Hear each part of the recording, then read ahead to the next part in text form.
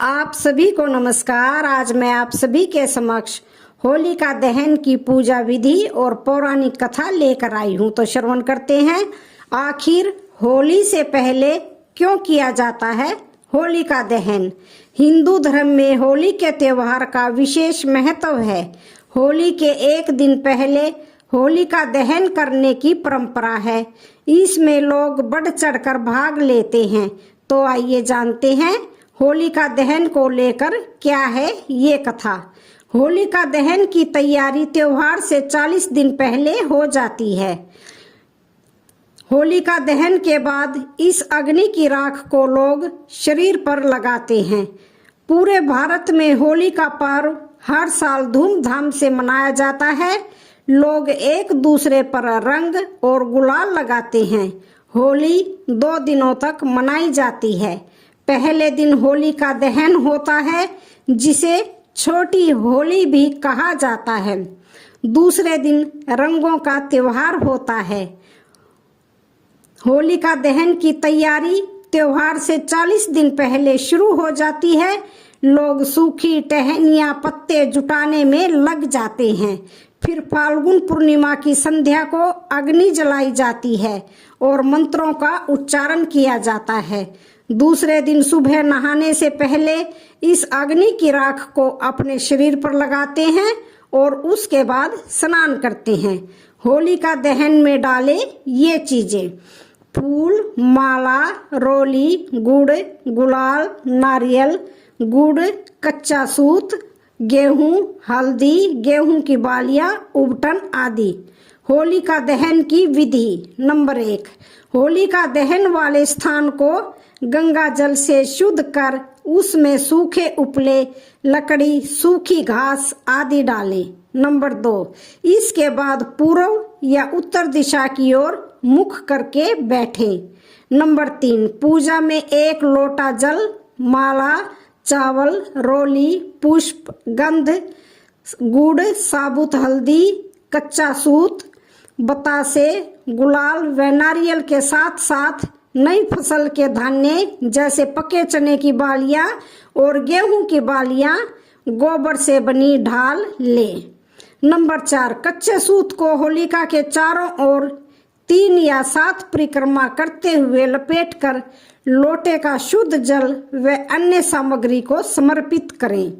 Number 5, पूजन के पश्चात अर्घ्य अवश्य दें। इस प्रकार होलिका पूजन से घर में दुख दरिद्रता का प्रवेश नहीं होता है। नंबर 6, होलिका दहन करने से पूर्व घर के उत्तर दिशा में शुद्ध घी के साथ दिए जलाएं। ऐसा करने से घर में धन वैभव आता है और बाधाएं दूर होती हैं। होलिका दहन भक्त प्रहलाद की याद में मनाया जाता है। भगवान श्री कृष्ण के काल में इस त्योहार से रंग जुड़ गया और इसे उत्सव की तरह मनाया जाने लगा। तो जानते हैं भक्त प्रहलाद की कथा। एक बार असुर राज हिरण्यकश्यपु विजय प्राप्ति के लिए तपस्या में लीन था। मौका देखकर देवताओं ने उसके राज्य पर कब्जा कर लिया। उसकी गर्भवती पत्नी को ब्रह्म ऋषि नारद अपने आश्रम में ले आए। वे उसे प्रतिदिन धर्म और विष्णु महिमा के बारे में बताते। यह ज्ञान गर्भ में पल रहे पुत्र प्रहलाद ने भी प्राप्त किया। बाद में असुर राज ने ब्रह्मा के वरदान से तीनों लोकों पर विजय प्राप्त कर ली। तो रानी उसके पास आ गई। वहां प्रहलाद का जन्म हुआ। बाल्यावस्था में पहुंचकर प्रहलाद ने विष्णु भक्ति शुरू कर दी। इससे क्रोधित होकर हिरण्यकश्यपु ने अपने गुरु को बुलाकर कहा कि ऐसा कुछ करो कि यह विष्णु का नाम रटना बंद कर दे। गुरु ने बहुत कोशिश की, किंतु वे असफल रहे। तब असुर राज ने अपने पुत्र की हत्या का आदेश दे दिया। उसे विष दिया गया, उस पर तलवार से प्रहार किया गया, विषधरों के सामने छोड़ा गया, हाथियों के पैरों तले कुचलवाना चाहा, पर्वत से नीचे फेंकवाया, लेकिन ईश्वर की कृपा से प्रहलाद का बाल भी बांका नहीं हुआ।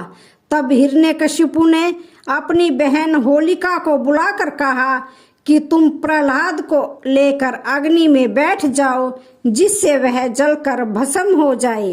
होलिका को वरदान था कि उसे अग्नि तब तक कभी हानि नहीं पहुंचाएगी जब तक कि वह किसी सदृति वाले मानव का अहित करने की न सोचे। अपने भाई की बात को मानकर होलिका भतीजे प्रहलाद को गोदी में लेकर अग्नि में बैठ गई। उसका अहित करने के प्रयास में होलिका तो स्वयं जलकर भस्म हो गई और प्रहलाद हंसते हुए अग्नि से बाहर आ गया। इसलिए होली पर्व मनाते समय वास्तविक भाव को ध्यान में रखकर होली का दहन करें। इसके लिए फिर आप चाहें तो विगत वर्षों के बुरे अनुभवों और असफलताओं को एक कागज पर लिखकर अग्नि को समर्पित कर दें।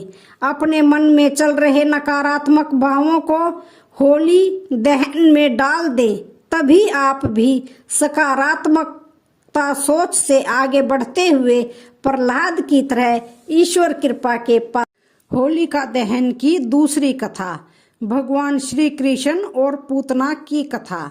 एक प्रचलित कथा श्री कृष्ण और पूतना नामक राक्षसी की भी है। जब भगवान कृष्ण गोकुल में बड़े हो रहे थे, मथुरा के राजा कंस ने उन्हें खोजने और मारने की कोशिश की। कंस ने कृष्ण के मिलने तक सभी बच्चों को मारने के लिए राक्षसी पूतना को भेजने का फैसला किया। उसने कंस के राज्य में सभी शिशुओं को बेरहमी से मारना शुरू कर दिया। उसने पड़ोसी राज्यों में भी शिशुओं को मारना शुरू किया। चुपचाप घरों में घुसकर वह बच्चों को तब उठा लेती थी जब उनकी माताएं या तो सो रही होती थी या घर के कामों में व्यस्त होती थी। वह खेतों में काम करने वाले माता पिता के बच्चों का अपहरण भी कर लेती थी। राज्य के सभी बच्चों को खत्म करने की अपनी खोज में पूतना कृष्ण के गांव पहुंची। वह सूर्यास्त के बाद गांव में दाखिल हुई ताकि कोई उसे पहचान न सके। वह जहां भी जाती लोगों को यशोदा और नंद राज के नवजात शिशु के बारे में बात करते सुनती थी। नन्हे बालक के दिव्य रूप को देखकर हर कोई मंत्रमुग्ध नजर आ रहा था। पूतना ने तुरंत जान लिया कि यह वही बालक है जिसकी उसे तलाश थी। उसने रात गांव के बाहर बिताने और सुबह कृष्ण के घर जाने का फैसला किया। पूतना ने एक सुंदर स्त्री का वेश धारण किया और यशोदा और नंद के घर पहुंच गई, जहां यशोदा ने उनका अच्छी तरह से स्वागत किया। उसने अपना परिचय दिया और यशोदा से अनुरोध किया कि वह उसे कृष्ण को खिलाने की अनुमति दे। यशोदा ने भी सोचा कि सुंदर युवती कोई देवी थी और पूतना के अनुरोध पर सहमत हो गई। पूतना ने नन्हे कृष्ण को गोद में उठा लिया और उसे खिलाने लगी और अपने जहरीले दूध का स्तनपान कराने लगी। उसने सोचा कि कुछ ही मिनटों में कृष्ण निर्जीव हो जाएंगे। इसके बजाय पूतना को अचानक ऐसा लगने लगा जैसे वह छोटा लड़का उसके जीवन को चूस रहा हो। उसने कृष्ण को अपने से दूर करने की कोशिश की, लेकिन ऐसा करने में असमर्थ रही। बच्चे को डराने के लिए वह अपने मूल रूप में वापस आ गई। वह हवा में उड़ने लगी ताकि बच्चा डर कर उसे छोड़ दे, लेकिन सब बेकार था। कृष्ण ने उसे जाने नहीं दिया और अंत में पूतना के पूरे जीवन को चूस लिया। पूतना का निर्जीव शरीर भूमि पर गिर पड़ा और तब से ही पूतना जैसी बुराई के अंत के प्रतीक के रूप में होलिका दहन करने की मान्यता है।